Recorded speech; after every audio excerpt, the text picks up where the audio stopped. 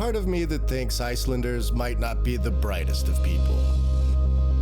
I mean, look at this place. It's mostly made up of barren, volcanic rock that belches, pushing the foul smell of sulfur throughout the countryside. Animals and plants have avoided this cold, hard land. And so too should have humans. But, as we all know, humans are a stupid yet wonderfully determined species. We often live where we're not welcome. Over the last 100 years, Icelanders found a way not just to survive, but to thrive. They became some of the world's best fishermen. They invented their ways out of problems. And they even found a way to turn their love of sagas, elvish folklore, and storytelling into massive businesses. This is a place where the land and a never-ending battle with nature has had a profound influence on the country's technology.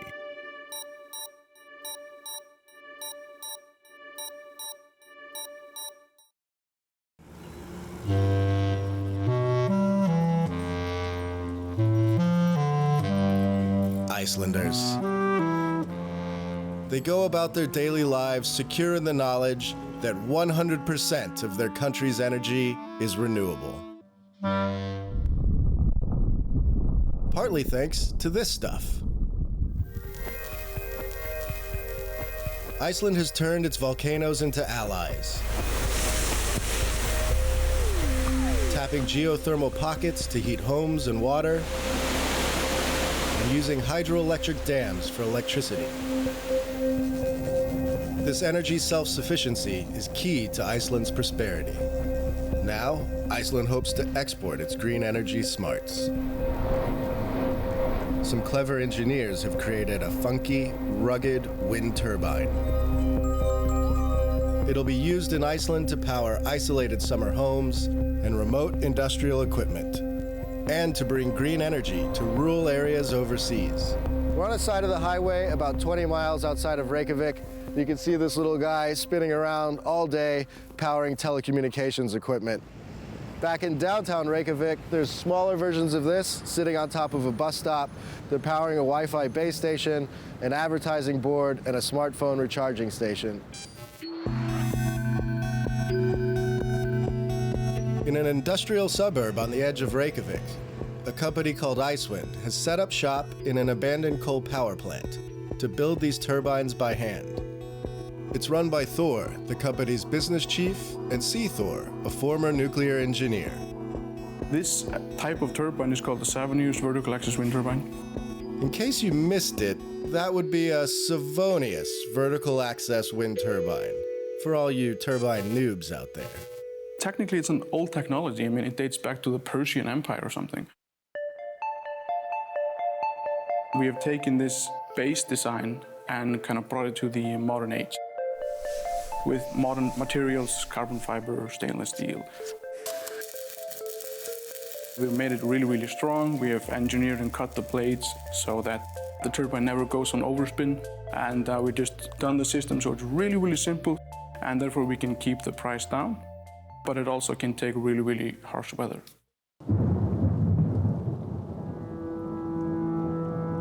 And weather is a serious problem.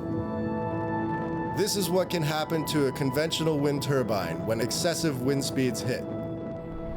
In Iceland, windmills can last for about 3 years before the weather does them in. The shape of the IceWind turbines allows them to function in low wind and to stop from spinning out of control in high wind. And beyond that, they just look cool. People, when they look at it, they don't realize what it is. They just think it's a sculpture or something. They're not thinking about this as an ugly energy production device. So we started putting more emphasis on the design itself, how it looks, all the curves and stuff like that. IceWind has trials running throughout this country and expects to begin selling its turbines worldwide later this year. Thor is anxious to test out Iceland's ingenuity on a bigger stage. We've been isolated for a long time, and I think we're fought for a long time for several different things. And this is just part of the fighting, inventing new things and going new ways.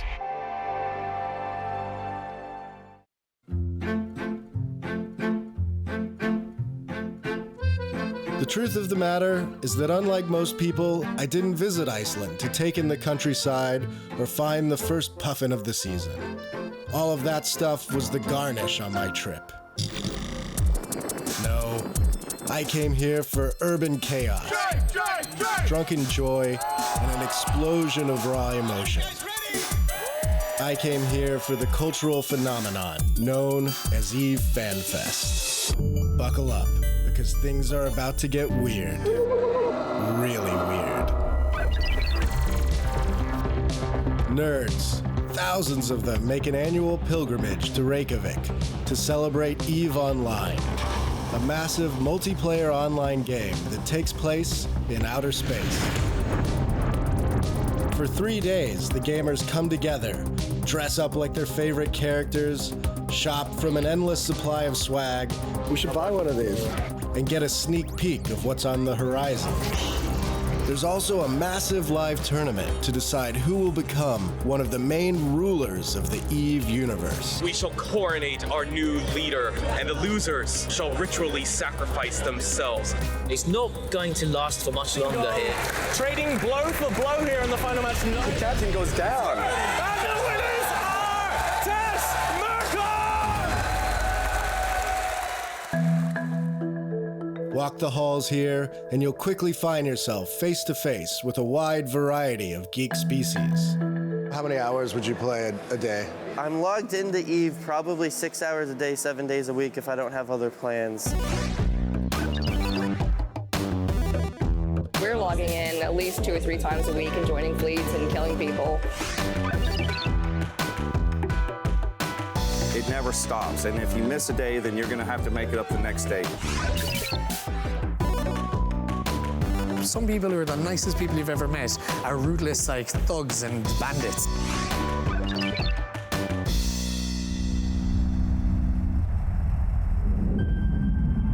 At its most basic level, EVE Online is a war game set in space. People build their characters from scratch, hop in ships like this, band together by the thousands to form armies, and fight battles that can take months, even years.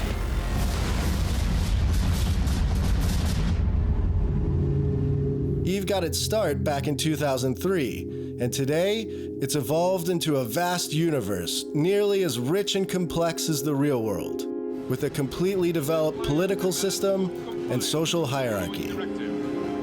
There's a complex economy too, based on billions of transactions and lots of manual labor. All the ships, all the ammunition, all the parts, all the pieces that go onto your ship, the drones, the guns, all of that was built by someone. And since there's a lot of things in EVE, it's huge. Before players can zoom off to battle, they must spend weeks mining materials to build ships and weapons. This Titan is one of the largest class ships. It can take 6 weeks to make and is over 8.5 miles long. Coalitions spend years obtaining their space gear, and they can lose it all with one bad decision. What's the lowest feeling you've ever had? The lowest feeling I've ever had was losing my own Titan.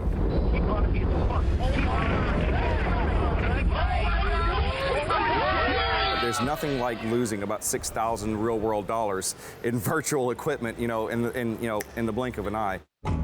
Most games of this type split people up into groups of a couple thousand players and give everyone missions to accomplish. Not EVE. From the outset, it's been a game where all of the players inhabit a single universe, and they collectively decide how the game should be played. This makes EVE a never-ending story, a spectacular communal experience. So all 400,000 some odd people who play this game, we are playing together. You get to know the same people, and we have space celebrities, we have space politicians. People know who they are. If you're a hero or a villain in EVE, 500,000 people know your name, know your reputation, and will either try to take you down or follow you, as a result of that.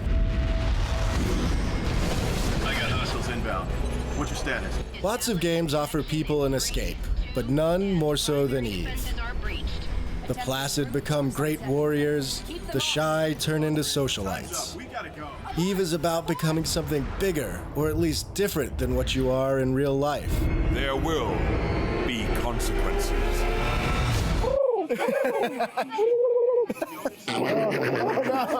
Dying.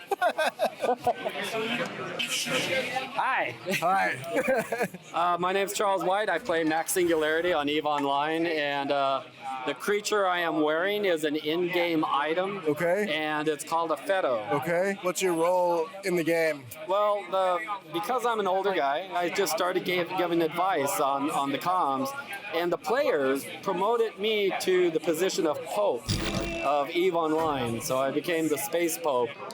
I give blessings. I've done 2 weddings, real world weddings. I've blessed like 6 babies already. Our chain of command often goes the way that I believe most do. You will have Wolfpack 10 works as a mechanic by day, but when he logs on, he becomes a fleet commander with hundreds of obedient soldiers ready to follow his orders. I've personally led a little over 700. Some people have led thousands. Do you feel like you have 2 lives?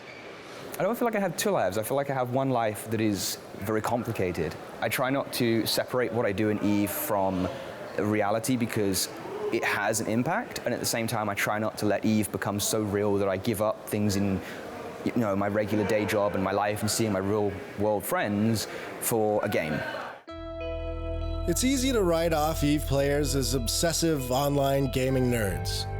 Really easy. But that would do a disservice to the depth of the game and the FanFest experience. The bonds that are made and generated, they become members of kind of like an extended family. I've been here 4 times, and we see the same guys, and you're like, it's your buddy now, because you've been flying with him for years and coming here.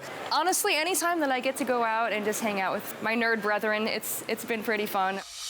Do you think you'll play EVE for the rest of your life?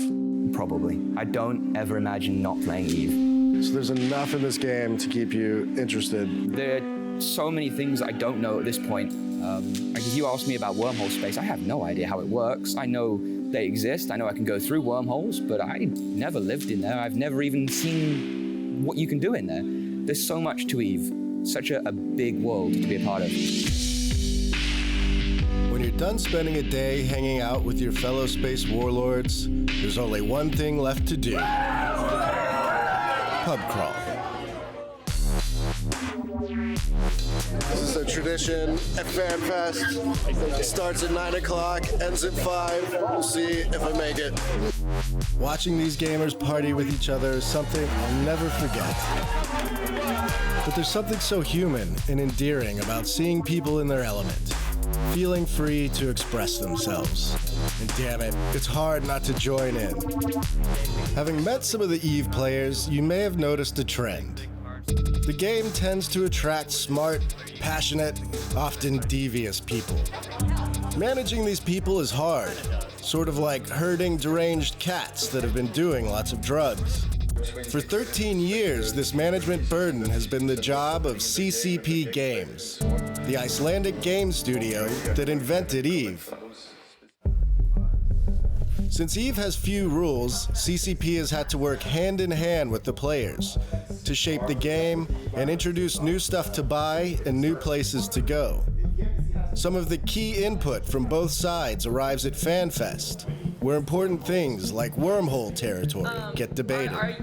Are you concerned about how hard it is for us to roll wormholes at this point? Do you feel like it's about the right balance?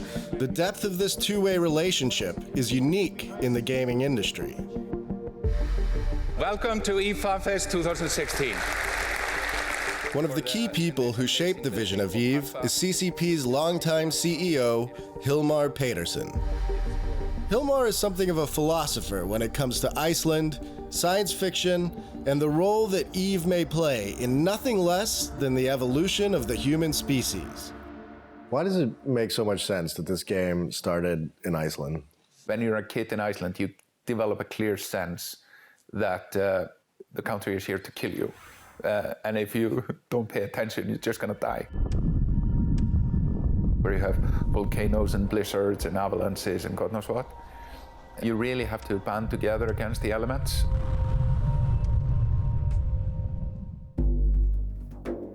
Eve started out from humble beginnings.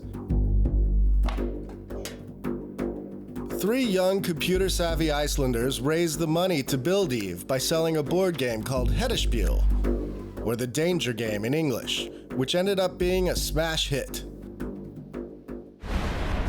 Funds in hand, they leapt from the dining room table to the stars, building a beautiful and iconic interpretation of life in space. As Hilmar sees it, Eve might now provide a roadmap for an interstellar society. We very much think about the game as a construct to inspire the manifest destiny of mankind, which is to grow beyond this planet. So we kind of look at EVE Online, the closest thing you have today to live in space. So, and we believe by giving hundreds of thousands and millions of people that experience and that dream, we will bring closer to us the desire and drive to make it actually concretely happen. CCP has just released a new game called Valkyrie.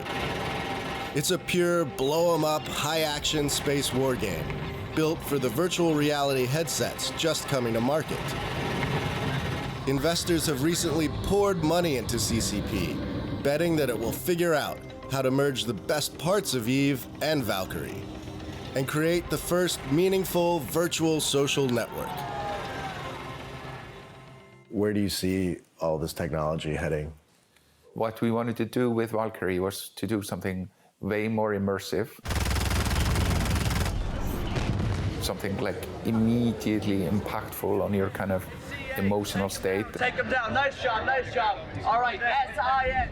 Eve does that differently because it's more slow-paced and methodical. It goes more to your brain than to your heart. And ultimately, the dream is to kind of merge these two concepts.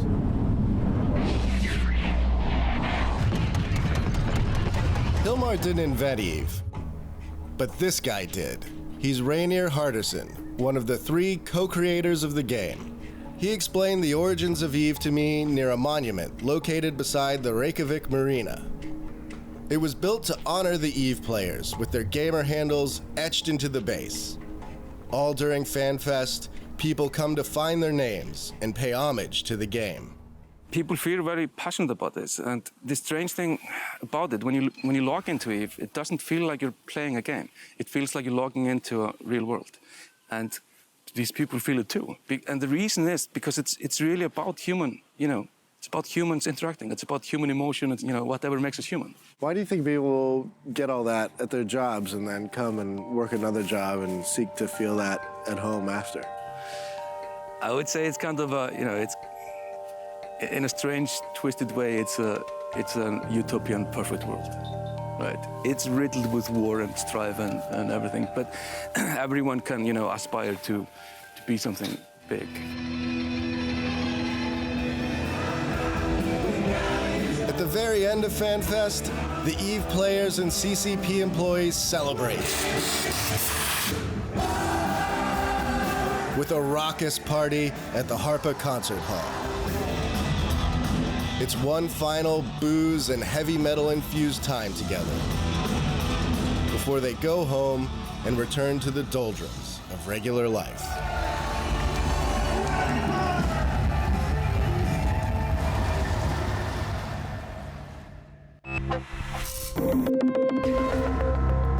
There's a lyrical quality to so much about this place, to the way people weave stories into their daily lives, to the way in which they seem to celebrate suffering, and to the way in which they approach technology and fold it into their culture. This country is a testament to the triumph of the human will and to the power of imagination. It's the kind of place where the surroundings beg you to get lost in your thoughts and then smile deep down in your soul.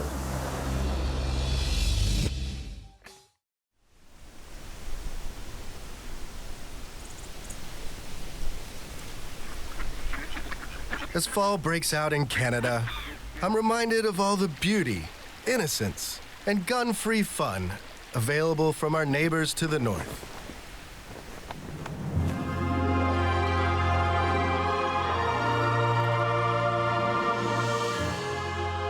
There's the majesty of Toronto, vast hockey rinks,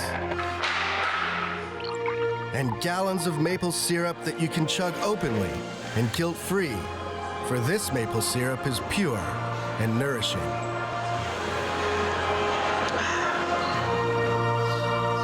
The changing of the seasons also happens to be the perfect time to encounter one of Canada's most prized creatures, the artificial intelligence nerd.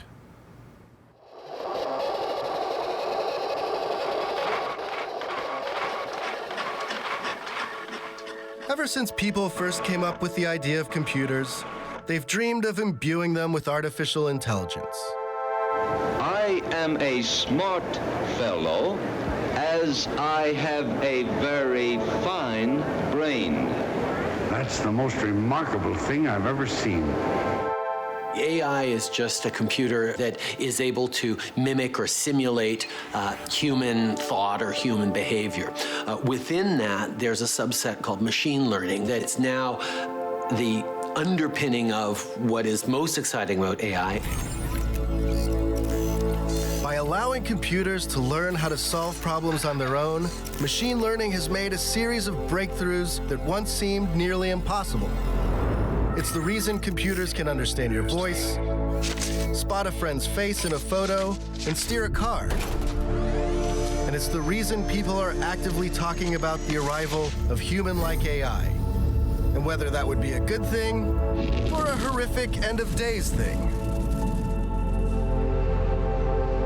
Many people made this moment possible, but one figure towers above the rest. I've come to the University of Toronto to see the man they call the godfather of modern artificial intelligence, Geoff Hinton.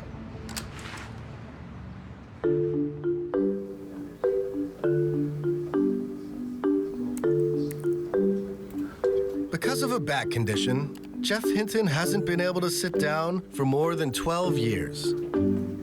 I hate standing. I'd much rather sit down, but if I sit down, I have a disc that comes out. So, okay. Well, at least now standing desks are fashionable. And yeah, but I was ahead. I was standing when they weren't fashionable. Since he can't sit in a car or on a bus, Hinton walks everywhere.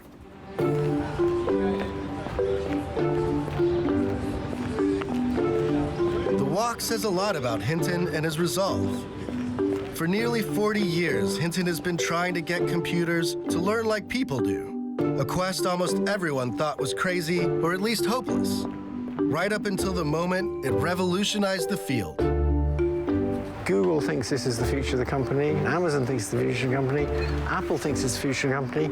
My own department thinks this stuff's probably nonsense and we shouldn't be doing any more of it. So I talked everybody into it except my own department.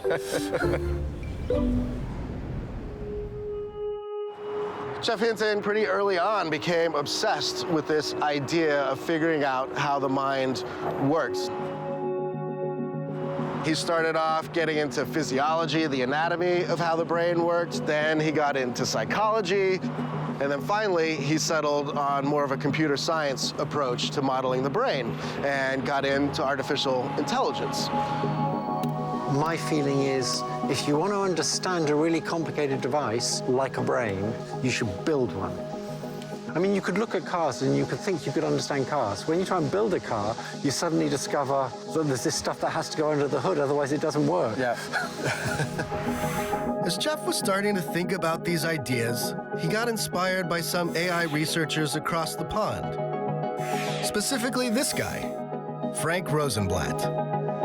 Rosenblatt, in the late 1950s, developed what he called a perceptron, and it was a neural network, a computing system that would mimic the brain. The basic idea is a collection of small units called neurons. These are little computing units, but they're actually modeled on the way that the human brain does its computation. They take incoming data like we do from our senses, and they actually learn, so the neural net can learn to make decisions over time. Rosenblatt's hope was that you could feed a neural network a bunch of data, like pictures of men and women, and it would eventually learn how to tell them apart, just like humans do.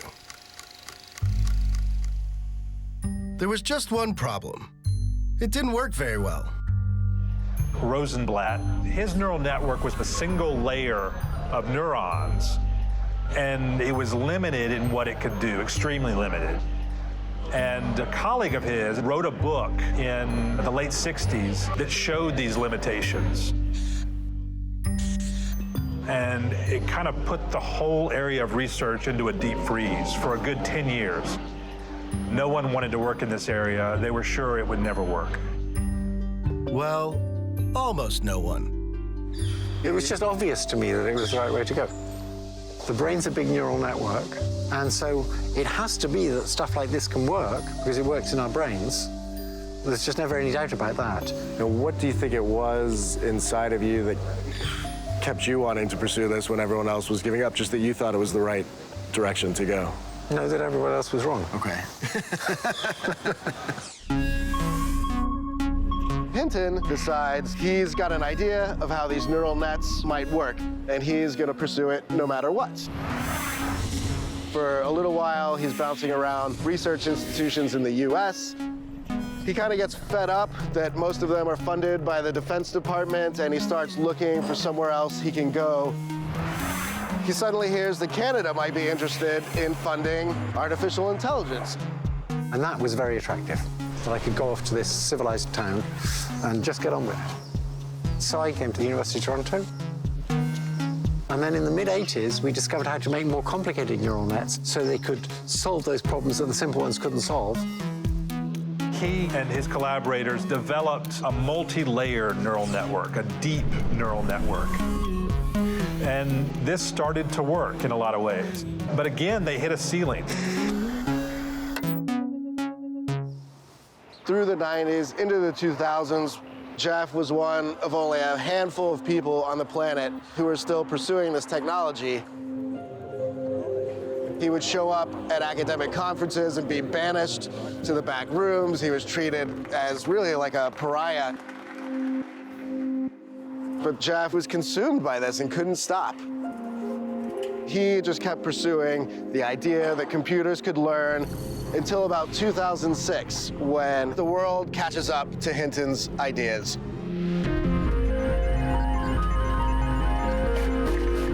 Computers were now a lot faster. And now it's behaving like I thought it would behave in the mid-80s. It's solving everything. The arrival of super-fast chips and the massive amounts of data produced on the internet gave Hinton's algorithms a magical boost. Suddenly, computers could identify what was in an image. Then, they could recognize speech and translate from one language to another. By 2012, words like neural nets and machine learning were popping up on the front page of the New York Times. Next up, we have Professor Geoffrey Hinton of the University of Toronto.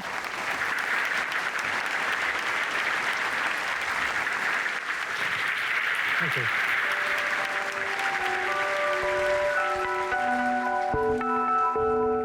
For Hinton, this is obviously a really redemptive moment. Now he's basically a technology celebrity.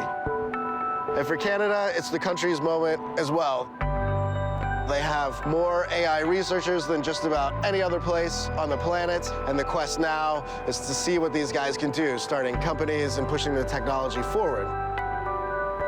I'm gonna set out on a journey across Canada to see the best in Canadian AI technology and to get a feel for how far the technology has come and how far it still has to go.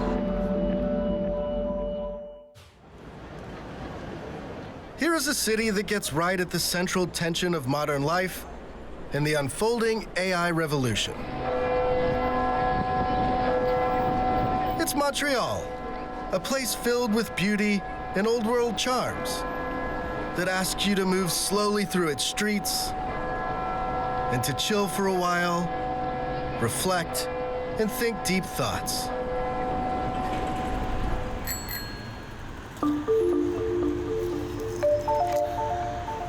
At the same time, it's one of the world's top AI research centers.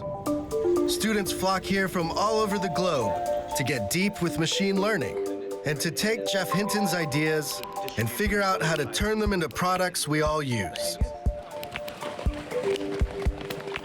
To see just how successful they've been, look no further than your pocket. All this stuff started out as hardcore computer science, but over the last 5 years, AI has invaded our everyday lives. Your smartphone is packed full of AI-powered apps, including something like Google Translate that lets you point your phone at a magazine that's written in French and read it as if you were a local. Engineers have been trying to get computers to translate text like this for decades, but it was Jeff's neural nets that finally made it possible. Thanks, Jeff. And it's not just your smartphone. Neural networks are heading for the open road. Off we go.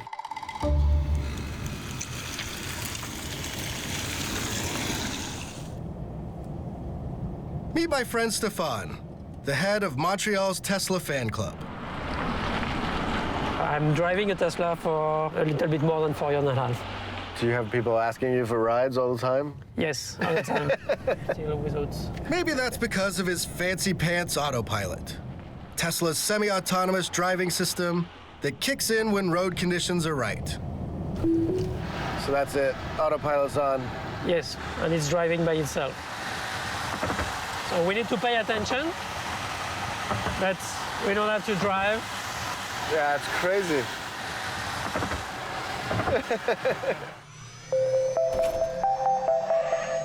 Self-driving cars are packed full of cameras, sensors, and radar.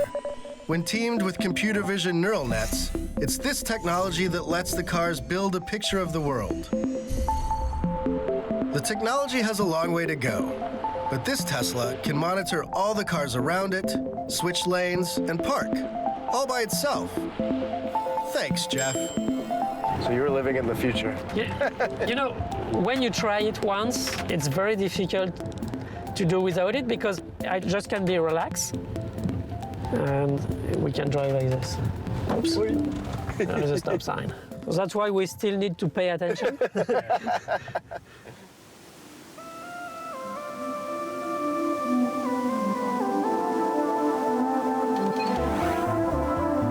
A big part of Hinton's legacy lies beyond these examples of AI in the world.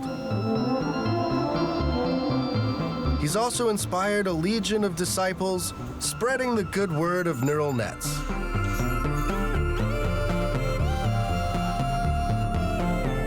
Yoshua Bengio is a professor at the University of Montreal.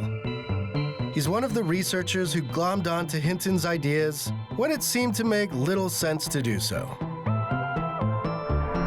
Over the years, he's formed a mind meld with Hinton, and together, they've come up with many of the key concepts behind modern AI. You guys worked on this stuff through the 80s, 90s, the 2000s, and then it just seemed like this totally went from computer science and research to we see it everywhere in our lives. Are even you surprised what's happened the last 5 years that it really is like sitting on all our phones? And the rate at which the progress and the industrial products have been coming out is totally something we didn't expect. Even now, it's hard to predict. Where are we going? Is it going to slow down? Or are we going to continue with this exponential increase? It's thanks to Yoshua that Montreal is full of top-notch AI graduate talent. This in turn has brought tech giants like Google and Facebook to town, along with their ample checkbooks. To me, it seems like if you're good at AI, you can make $200,000–300,000 a year. It's crazy to see how much these guys get paid now. $1 million is something quite common as a salary. Have you ever had a country offer you an incredible amount of money to come set up a lab there? Not a country, but yeah, companies, yeah. But Joshua has rejected the lucrative offers of big neural net. He remains committed to the ivory towers of academia, which is a better fit for his philosophical approach to AI. You've got guys like Elon Musk and Stephen Hawking that sometimes paint this technology in a very, very dark light, that it could run amok and start doing things on its own. What do you feel when you hear people say things like that? I'm not concerned about technology running amok. The Terminator scenario, I think, is not very credible. And I also believe that if we're able to build machines that are as smart as us, they're also smart enough to understand our values and to understand our moral system and so act in a way that's good for us. Now, I think there are real concerns, which is essentially misuse of AI to influence people's minds. It's already happening with political advertising. Yeah, I mean, we've already seen like the stuff from Facebook. So I think we should be careful about this and try to regulate the use of AI in places where it's morally wrong, ethically wrong. I think we should just ban it and make it, illegal. It's comforting that Joshua has these concerns. But hop down the road from the university, and reality, or what's left of it, becomes messier. This tiny room is the home to a startup called Lyrebird. It was founded by Joshua's former students and has built an app that can clone your voice. Are you speaking about this new algorithm to copy voices? This is huge. It can make us say anything now, really anything. One of its founders is this guy, Mexican expat Jose. He taught me the art of the clone. So you will need to record yourself for a few minutes of audio. Thousands of letters danced across the amateur author's screen. When you start to eat like this, something is the matter. You guys better quit politics and take in washing. I don't know where that one came from. Okay, so create my digital voice now. Creating your digital voice takes at least 1 minute. 1 minute? My God. Yeah, so before, to create some artificial voice of someone, you would need to record yourself for at least 8 hours. Test your voice. All right, so now I get to type something. Yeah, so the moment of the truth. Okay. Once Lyrebird's AI has worked its magic, after I'm done typing... Oh, I gotta spell better. Any words I put into the app can be played back in my digital voice. And here's the crazy thing. Even words I never actually said in the first place. Artificial intelligence technology seems to be advancing very quickly. Should we be afraid? I mean, I can definitely hear my voice in there. That's really interesting. I just picked those words at random, and I definitely did not say some of them, and it's like flawless in being able to sort of pick from just about any word and manufacture it. Hello World is the best show I have ever seen. This technology seems sweet, but lends itself to all manner of trickery. I've popped back to my hotel to test out the Lyrebird technology a little bit, and you can see some really obvious ways that this could be abused. This is fake Donald Trump talking. The United States is considering, in addition to other options, stopping all trade with any country doing business with North Korea.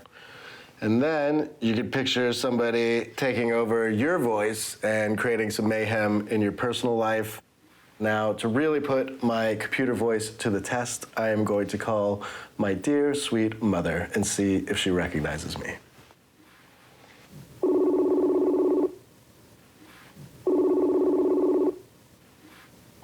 Hey, Mom. Hi. What are you guys up to today? Well, we didn't have any electricity early this morning, and we're just hanging around the house. I'm just finishing up work and waiting for the boys to get home. Okay. I think I'm coming down with a virus. Oh, well, you feel bad, hey? I was messing around with you. You were talking to a computer. I felt like I was talking to you. It's amazing. Is that scary or good? It could be scary if it was something really important. But you now, is it, Ash? I don't know. It sounds like you. Is it? Yes, it sounds like him, yeah.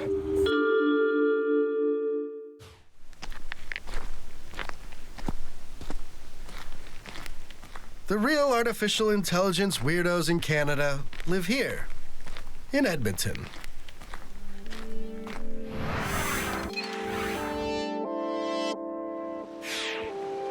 This is a large but very, very cold and very, very flat city that is more or less in the middle of nowhere. It's the kind of place that has a giant butter vault to help people survive the lean winter months. Canadians like to put the best possible spin on how these conditions bring out interesting traits in people. Ask anyone, like this guy from the Edmonton Tourist Center. Well, Edmonton's one of those cities that isn't, automatically listed in the top cities in Canada in terms of size or scale or notice even, but it's always had a really neat quality to it of that Western independent spirit that you see very much in Alberta in general, combined with a conscience and a thoughtfulness. Over at the University of Alberta, some of the most far-out AI research in the world is taking place. The man I'm here to see is the university's very own AI godfather, Rich Sutton. Rich is considered one of the great revolutionary thinkers in AI. You are not Canadian? I am Canadian. You are, but not by birth? No, I was born in the U.S., but now I'm just Canadian. Okay, and what brought you to Canada? The politics. I wanted to get away from difficult times in the United States. The United States was invading other countries in 2003 when I came here, and I didn't care for all that. Sutton entered the field of AI in the mid-'80s, and like Jeff Hinton and Yoshua Bengio, he was a big believer in neural networks. But Sutton has a different idea about how to further the technology. Unlike Hinton's method of feeding neural networks reams and reams of data and telling them what to do, Sutton wants them to learn more naturally, from experience, an approach called reinforcement learning. Well, reinforcement learning, it's like what animals do and what people do. You try several things. The things that work best, you keep doing those, and things that don't work out so well, you stop doing them. And how do you teach a computer all you need is a sense. The computer has to have a sense of what's good and what's bad. And so you give it a special signal called the reward. If the reward is high, that means it's good. If the reward is low, that means it's bad.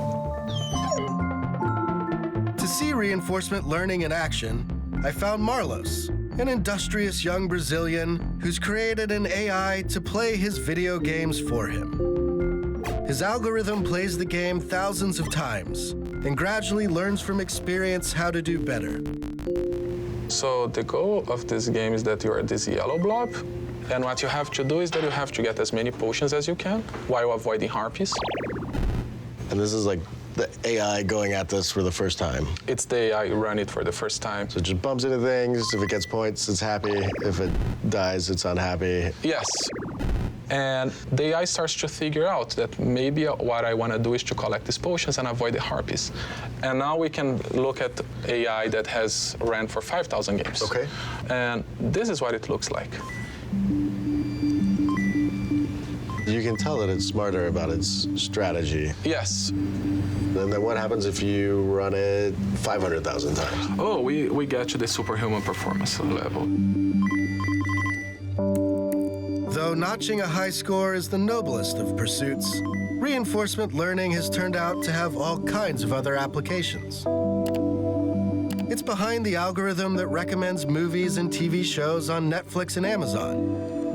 It beat the world champion Go player, a feat previously thought impossible for a computer. Soon, it could read your brainwaves and determine whether you have a mental disorder. But for Sutton, all that is just the beginning. We are trying to make real intelligence.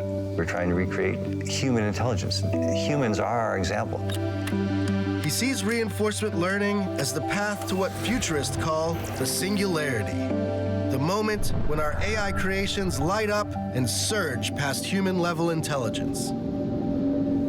Do you have a date for the singularity, or? So we give you, it's a quite broad probability distribution, and the median is at 2040. So that means equal chance of being before or after 2040. Okay. The rationale goes like this. By 2030, we'll have the hardware. So give guys like me another 10 years to figure out the algorithms, the software to go with the hardware to do it. It's going to be exciting where we're going. If 2040 seems like a long time to wait to meet a smart robot, do not fret. Over in the experimental wing of the university, there are co-eds hard at work blurring the line between humans and machines. Are you human? Of course not, but that shouldn't keep us from chatting. Case in point, homegrown Edmontonian genius Corey Matthewson. Tell me about this guy a little bit, or Yeah, sure. Sure. So this is Blueberry. On Blueberry, I've deployed the improv system. So there's an artificial improv system running on Blueberry right now. Yes, that's right. Corey does improv comedy with a robot. I've been doing improv longer than I've been doing computing science. I've been doing it for 12 years, and I thought, you know, there's no more natural convergence than taking some of these state-of-the-art systems and putting them up on stage. One day we'll make it to the moon if this planet is not to be our last. It is the sky and the moon of the universe, the sun, the sun. The sky, the moon, and the universe! The sun! The sun!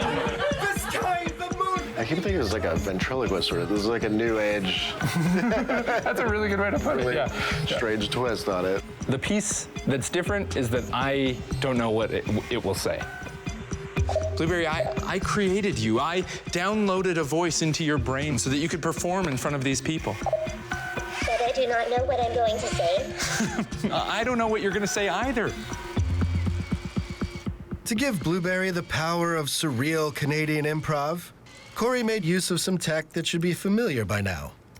A neural network. Step 1. He feeds the network the dialogue from a bunch of movies. 102,000 movies to be exact. All the movies, every movie for 100 years.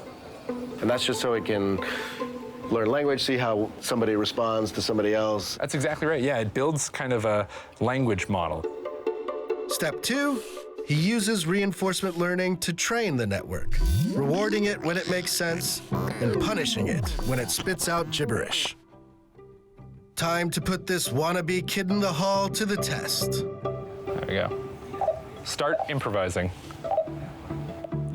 Okay, campers, we're gonna get ready for a real baseball game. Grab your gloves and grab your baseball bats and let's get out there. Especially you, Franklin. Of course, I will not be much longer. Okay, well, why aren't you ready for the match?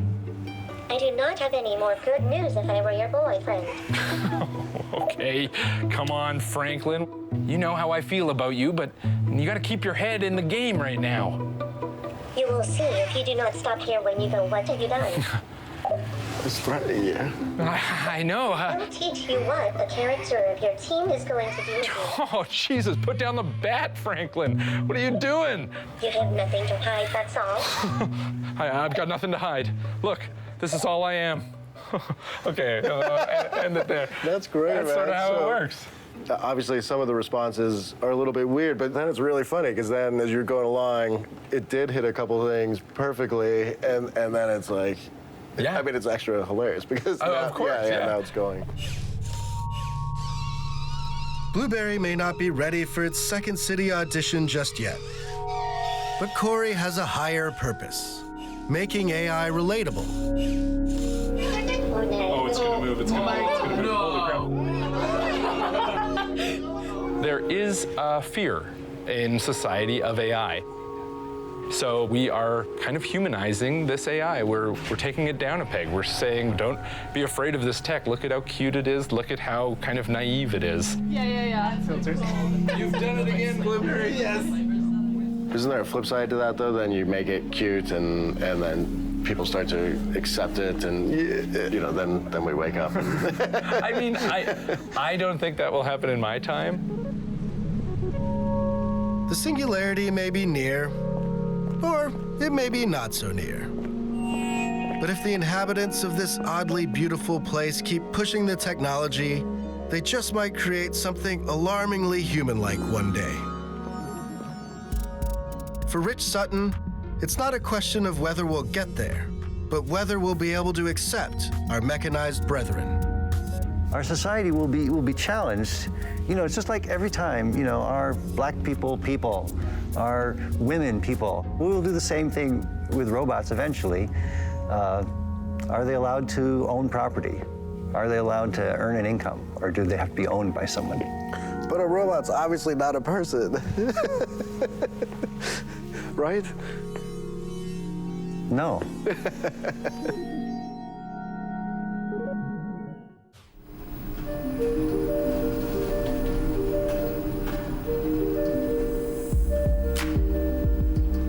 For my last stop, I returned to Toronto, home to 2.8 million people, one very tall tower, and of course, the Godfather himself. Inside the system, there's lots of little processors which are a little bit like brain cells. They work a little. He may be an import, but Jeff Hinton has done something truly exceptional for Toronto. He's turned this city into an AI mecca, where AI conferences like this one seem to take place daily. We are enormously thankful to Canadians for inventing all this stuff, because we now use it throughout our entire business. Should never say this. We have it on record that he owes, that Google owes Canada. We absolutely owe Canada. That was a mistake.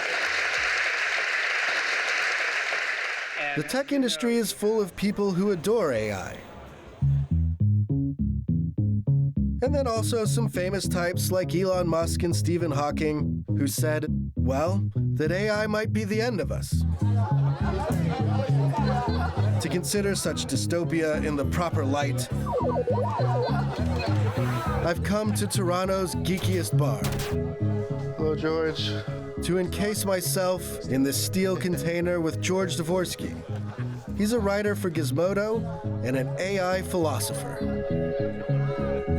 Well, since we're in the apocalyptic bar, what is the con case around AI? What's the nastiest scenario that everybody's worried about? Unfortunately, there's no shortage of nasty scenarios, and I think this is what makes artificial intelligence such a scary thing, is all the different ways that it can go wrong. It can be everything from an accident, where we just didn't think it through. We gave a very powerful computer instructions to do something. We thought we explained it articulately. We thought we gave it a concrete goal, and it completely took a different path than we thought it would, in such a way that it actually caused some great damage. And I'm sure you've heard the old paperclip example, where you're a paperclip manufacturer and you say, hey, we need lots of paperclips. And because the artificial intelligence has so much reach and so much power, it actually starts to go about converting all of the matter and all the molecules on the planet into paperclips. Before you know it, we've now converted the entire cosmos into paperclips. It's a crazy scenario, but it's an illustrative scenario. We can't be dismissive of the perils. I think that's exceptionally dangerous. And I don't think it's too early to start raising the alarm bells about it. Being turned into Clippy sounds awful. But fear not. We'll have years to ease into that sort of suffering as AI steadily plucks off one job after another. The first to go, of course, will likely be the always screwed factory workers.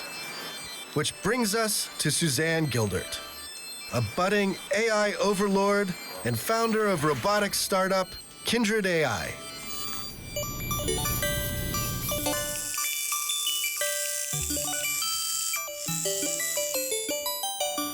Tell me about these guys. So these are research prototypes. So they're some of the first robots we built at Kindred. We tend to work with small robots. It's a bit like if you imagine a child growing up and it breaks a lot of things. Now imagine if the child was 6 feet tall when it had the brain of a 6-month-old. It would be terribly dangerous. How many of these robots have ever slapped you? I have been hit in the face by robots a couple of times. And is that like... Suzanne seems nice enough. She makes exotic digital art. And she loves cats to the point where she's built a robotic fleet of them for the office. This one, I believe, is called Pinkfoot. It's a quadruped robot loosely based on a cat anatomy, although it's not a very highly faithful representation yet. And then when you were growing up, you would build things as well? Yeah, that's correct, yeah. So I was really enthralled by electronics at an early age.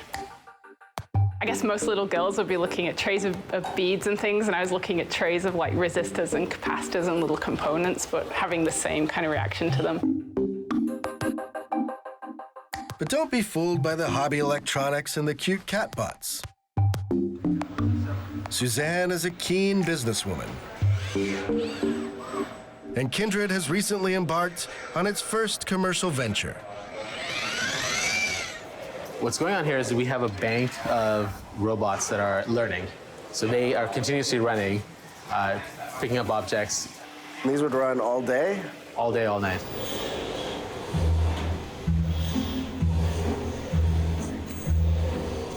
Powered by a neural network, these arms can do something that's very easy for a human, but very hard for a bot. Pick up objects of different shapes and put them down. Most factories still use people to do that sort of thing. Lots and lots of people. Today, everyone's shopping on e-commerce. Thousands and thousands of different types of objects, shapes, textures, weights. How do you pick that up? Right now, it's humans. You have millions of humans in warehouses just like picking up things and putting it into another location. So we're teaching our robots how to do that. What's the hard part? It's figuring out what's a belt, what's a shirt, or it's just how to grasp it? Yeah, exactly. It's figuring out how to pick it up, right? So things will show up in any shape, right? And you got to figure out how to pick it up without dropping it, put it in the location. So it takes a lot of training. Part of that training involves, of all things, humans. Robot pilots who manually control the arms, while the AI watches and learns the finer points of grabbing. Isn't there something grim about the human training there? And yeah, it's not good to take people's jobs away, but this kind of technology coming into the workforce should make us start thinking about how we're going to pay people in the future, because AI is not just going to automate, manual labor jobs. It's going to automate things like doctors and lawyers and accountants very soon. So I think there's going to be issues. There's going to be a lot of disruption. Suzanne is a realist, but she's also an optimist. In her vision of the future, robots won't be mindless competitors to humanity. They'll be full-fledged citizens like the rest of us. One of the crazy ideas I've seen you talk about was you've got a robot and it's working in a factory, and then it's got to go, maybe it gets paid a wage and it goes to buy lithium-ion batteries to keep it going. Why would that have to happen? I mean, if you're having a physical body, they will have a lot of physical needs, just like we have. You might have to go to the repair shop to get like a motor looked at or something like that, and they'll have to pay someone to do that. I think they'll just be contributing to our economy in the same way we do.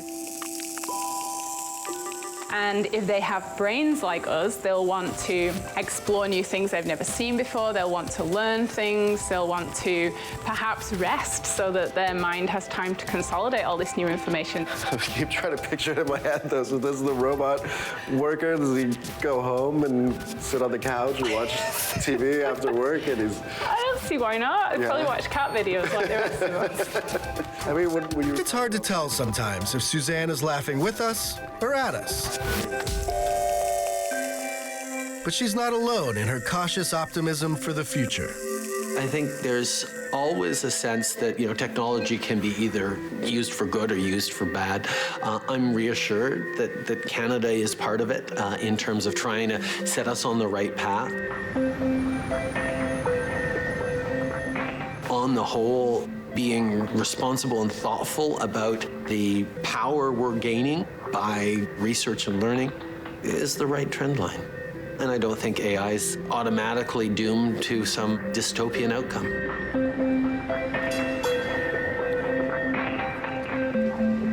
We're told that politicians will come up with policies that address massive job loss and prevent horrific inequality between the classes. And we're told that these guys will take so long to become human-like that we need not be afraid for a while. The truth, though, is that we're turning ourselves over to the unknown here. So, fingers crossed. Eventually, I think we will become the AIs. We will become the intelligent machines. We will understand how things can be smart and we can deliberately create them. So you might think of it as making a new generation, new kinds of people. Humanity is continuing to evolve, and why wouldn't enhanced people or even designed people be the next step in humanity? It's really hard to predict the future. I think there's going to be all sorts of things happen we didn't expect. But there's one thing that we can predict. This technology is going to change everything.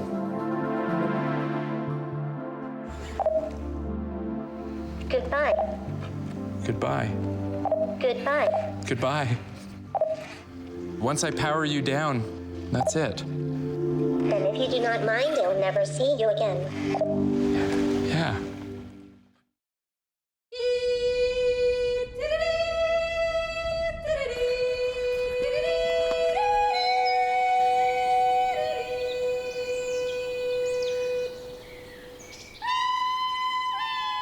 This place seems like make-believe, or perhaps the fever dream of a design blogger.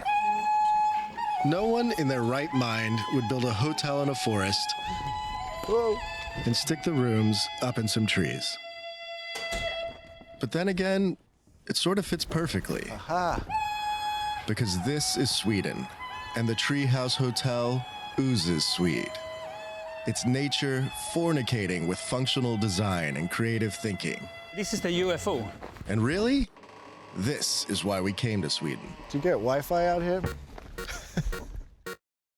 From Stockholm to the Arctic Circle, Swedes have pumped out dazzling, tech-infused products that put a new twist on what it means to be modern, entertaining, and useful. Okay, here's what you probably know about Stockholm. It's beautiful, it's full of gorgeous, unassuming people, and it's almost disturbingly clean. What you don't know about Stockholm is that outside of Silicon Valley, it's the world leader in fostering tech addiction. Spotify, Skype, and the makers of Minecraft and Candy Crush all got their start here. The Swedes, these supposedly cool, passion-challenged people, know how to tap into our desires and make simple things we can't escape. I started my journey at Epicenter, a nerd lounge located in the heart of Stockholm. Any place trying to establish its tech cred needs a spot like this. People come here to fiddle with their robots, hash out their techno-utopian fantasies over beer, and if they're totally nuts, insert a chip underneath the skin on their wrists that lets them open the Epicenter door. Hello there. My name is Full Hat. About those robots.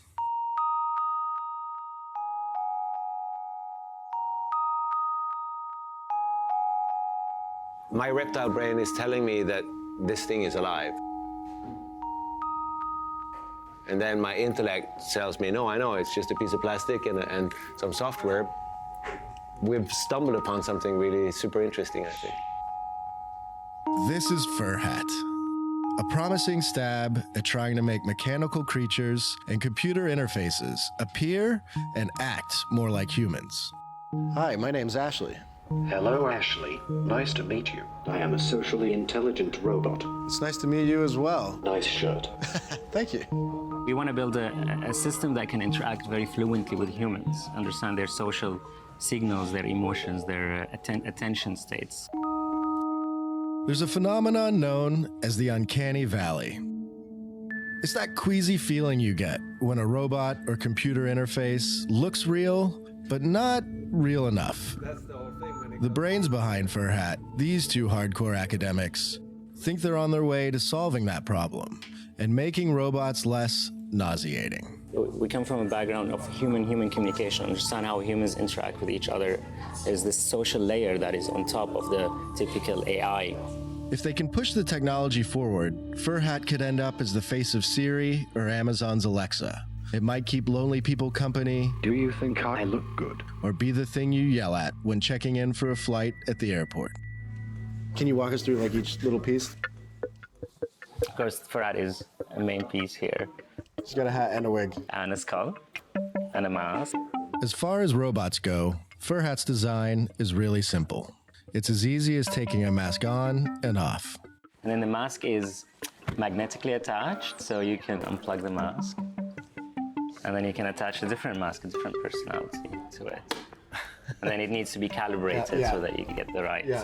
I do want to see the alien baby. What did you say? There is a facial animation system, you know, like the ones you have in games and animated movies. Yeah.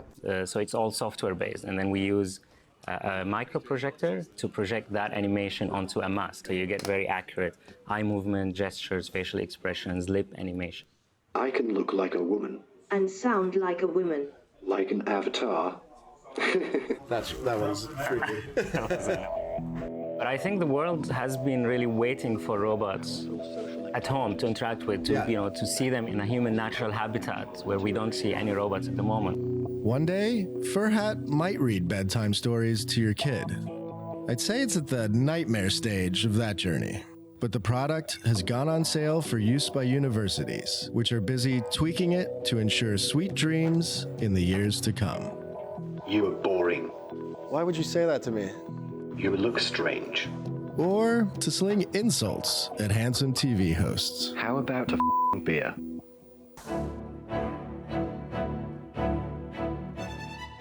Sweden's rise as a tech power did not happen by accident. The country's advanced industrialization is due largely to Swedish inventions, like the dial telephone, and to high standards in engineering. Starting in the late 1990s, the government made a huge investment in broadband, laying fiber optic cables throughout the country. Then it began subsidizing PCs, so every citizen could have a modern computer with a super fast internet connection. But this wasn't all about making a sterile nerd factory.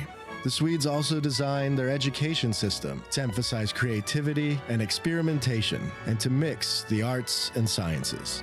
One curious offshoot of this social engineering was that Sweden created a nation of pirates. That generation of tech-infused youngsters set out to pirate software, music, movies, anything really, and did so with astonishing skill. File-sharing services like Kazaa and uTorrent started here, and so did an entire political party, literally called the Pirate Party. One of the pirates was this bald beauty, Daniel Ek. Hey, man. Hey. Thanks Great for to doing see this. Nice to see you. Ek ran uTorrent and ended up on the wrong side of the music labels. Then he pulled a 180 and decided to try and become the music industry's savior by starting a new, less steely company, Spotify. It was Swedish simplicity that turned Spotify into a huge hit. People could find, stream, and download songs with such ease that neither consumers nor the labels could resist the service. Almost every morning, Ek stops off at Saturnus, a trendy cafe in the Östermalm neighborhood of Stockholm. Here, he engages in fika, a Swedish snacking ritual that takes place a few times a day. Should we dig in? Yeah, dig in, please. You like it? It is good. It's Seems more wholesome than like a Cinnabon. Yeah.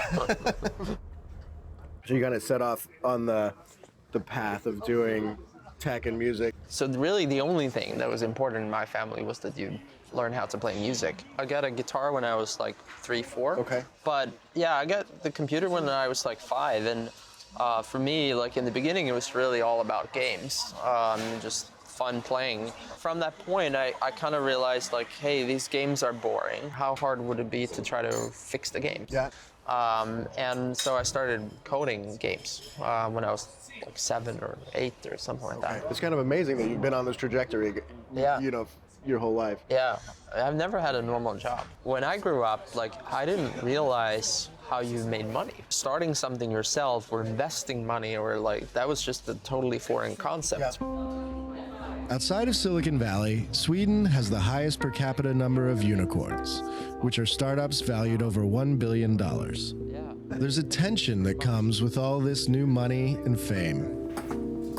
Like much of Scandinavia, Sweden operates under a cultural code of conduct known as Jantelaw. It's a philosophy that demands people not think too highly of themselves. I was wondering if people recognize you out on the street.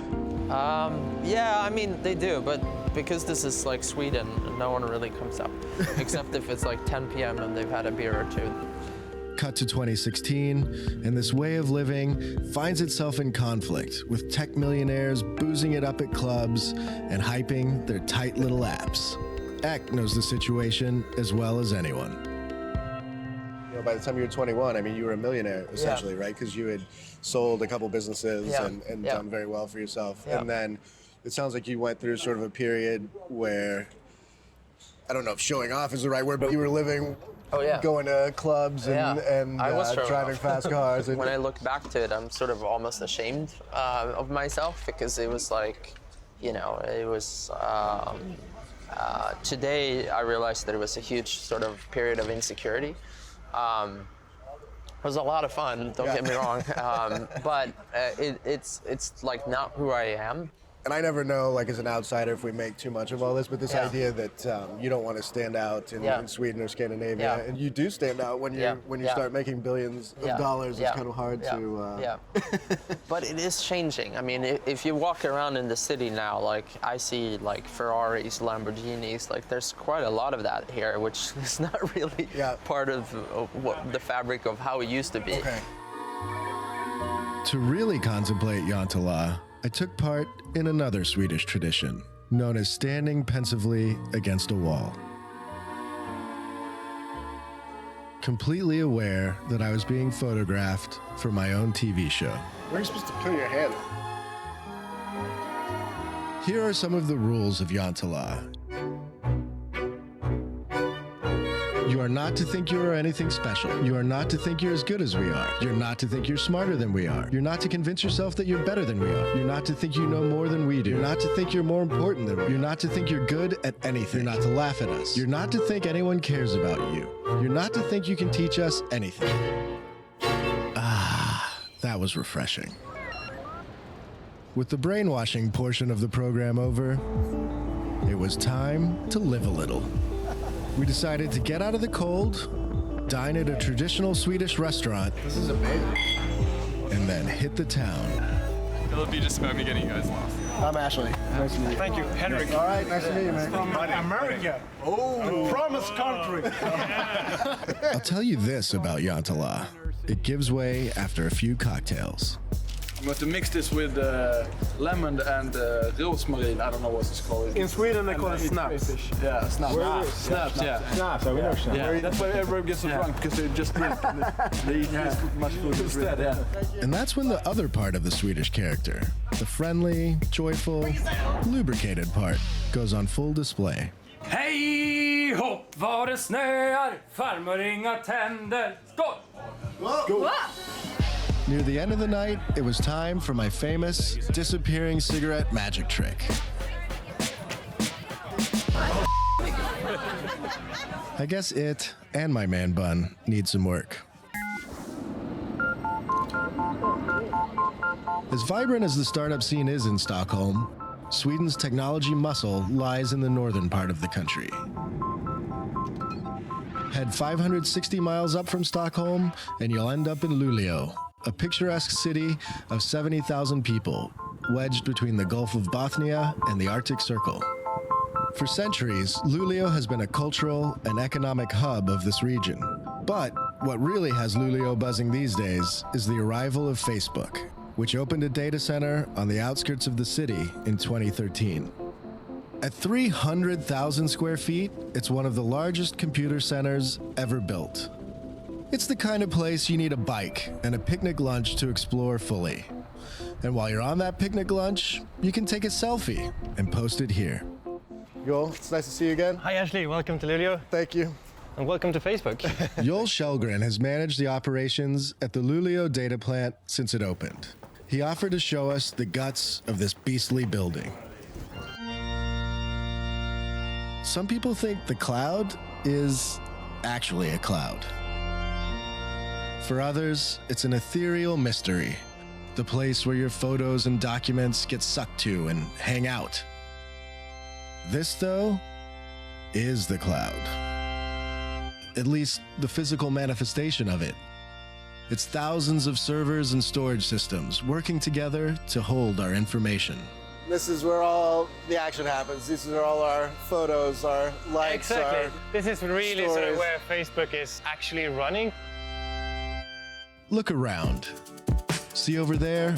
It's a picture of a young Ashlee Vance who thought that going blonde would be a good idea. And that one? It's a lingering poke from your creepy ex.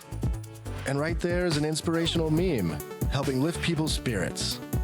Where does my mom find all these amazing quotes? And because we've built the infrastructure to be so redundant, we can basically pull any server and it's not going to affect any end user in any negative way. So we pull one out here. Okay, so we're going to take down Facebook. Typical Monday morning. But it's all built to be as energy and cooling efficient as possible. So there are no fans at all on this one, as you can see. They're sort of, it's just working on the pressure difference that forces the air through. I think for most people who've never been to a data center, they're usually like these big sort of pizza box shaped things with tons of fans and moving parts going on them, and you guys compacted everything down. If the industry in general started adopting a lot more of this thinking, it could really change the whole industry and not just Facebook. A couple of corridors will go through. A typical data center relies on massive air conditioning units to pump cool air onto tens of thousands of computers. You can't pay for this kind of windblown look. Facebook is too hip for that. I gotta catch up. It uses cool Arctic air to keep its photo, friend, and like machines from melting down. This whole place lends itself to Sweden's meticulous attention to detail and design. The building is an engineering marvel that treats air like a pampered corgi poo. The air gets sucked in, cleaned, watered, and then sent on its way via physics, with the building pressure pushing the air down onto the computers. Since Facebook gives away its service for free, this place needs to operate as smoothly and cheaply as possible to minimize the cost of each click. Off camera, Joel readily brags about Facebook's cheap clicks. On camera, Yantala. So we've kind of been dodging around the point. I mean, this may be the world's most power efficient data center. It's most likely one of the most efficient ones. Damn Swedish modesty. It's not just free cold air that brought Facebook to the Arctic Circle. The social network also came for the cheap, reliable power produced by Sweden's vast set of hydroelectric dams. Starting in 1910, the Swedes began building a network of 24 hydroelectric dams along the Luleå River. Today, the dams provide more than enough power to meet all of northern Sweden's needs. So now we will start the journey Luleå River on Luleå River Power. Rick Abramson and Christer Lundgren work for Vattenfall, the energy giant that runs the dams. They were kind enough to take me on a road trip to see up close how these amazing machines work. These guys insist that it's wonderful living in the great frigid north. They can check out the northern lights from their hot tubs, spend months in total darkness, and hunt bears and moose. So Rick, did you already go moose hunting this year then? The small hunting ground where I'm part of, there's only one grown-up and one calf.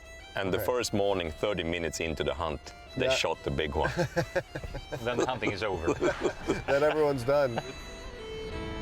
Walk me through again, like how many dams there are along the Luleå Christer River. will do that. We have 15 power stations along this river. Of course, with great power comes great responsibility. And, you know, stuff to placate people that care about nature and fish. We are one of the largest fish breeders in Sweden, to compensate for the fact that we built all the power stations, because the salmon cannot sort of pass through the river system now. So the energy company breeds salmon? Yeah, we do. Well, how many would you have to put back in per year? In the Luleå River, we put back close to 500,000 every year. Wow. It used to take hundreds of people to run these dams, but today they're controlled by 2 easygoing Swedes working in this command center. From here, we control the complete river system, 15 power stations, and we have 2 guys here who controls the complete river. That's what seems incredible to me, is that 2 people would handle half a country's power. Yeah. You could essentially turn on a turbine and shut off a turbine, and so today that's all done through software. Yeah.